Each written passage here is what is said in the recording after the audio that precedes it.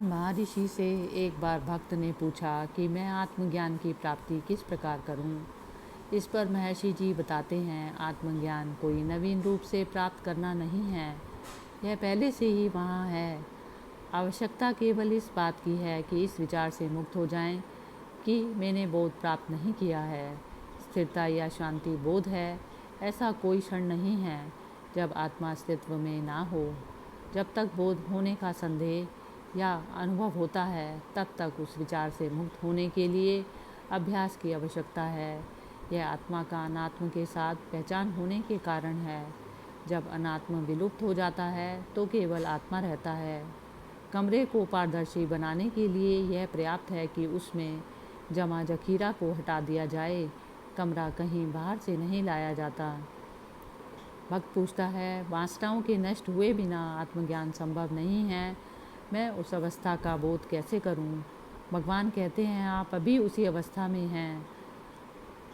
भक्त कहता है, क्या इसका अर्थ है कि आत्मा को पकड़े रहने पर वासनाएं नष्ट हो जाएंगी?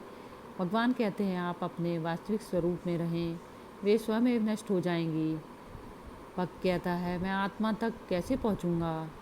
भगवान कहते हैं, आत्मा तक पहुंचना नहीं है, आत्मा में पहुंचने का अर्थ यह होगा कि आत्मा अभी यहाँ नहीं है, बल्कि अभी उसकी प्राप्ति करनी है। जिसकी प्राप्ति होती है वह खो भी जाएगा, इसलिए वह अस्थायी होगा। जो स्थायी नहीं है उसकी प्राप्ति के लिए प्रयत्न करने का क्या महत्व है? इसलिए भगवान कहते हैं कि आत्मा में पहुंचा नहीं जाता। आप आत्मा हैं, आप पहले से ही वह हैं। तथ्य यह है कि आप अपनी आनंदमय अवस्था से अज्ञात हैं। अज्ञान के कारण शुद्ध आत्मा जो आनंदमय है पर एक आवरण खींच जाता है। इस अज्ञान की चादर को हटाने के लिए प्रयत्न किया जाता है, तब आत्मा प्रकाशित होता है। इसलिए आत्मबोध सबके लिए है। बोध मुमुक्षुओं में भेद नहीं करता।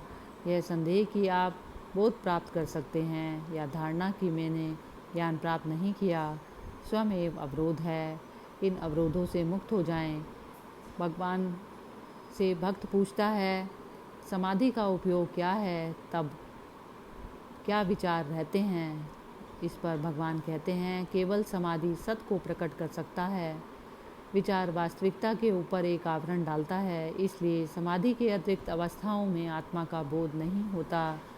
समाधि में कोई विचार नहीं होते, केवल मैं हूँ का अनुभव रहता है। मैं हूँ का अनुभव स्थिर होना है। भक्त कहता है, तब ईश्वर क्या है?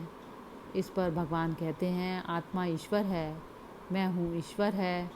यदि ईश्वर आत्मा से अलग है तो वह आत्मविहीन ईश्वर होना चाहिए, जो कि हास्यास्पद है। इसलिए आवश्यकता आत्म के बोध करने की है। इससे सरल और क्या हो सकता है? इसलिए यह आत्मविद्या की प्राप्ति सबसे अधिक सरल है।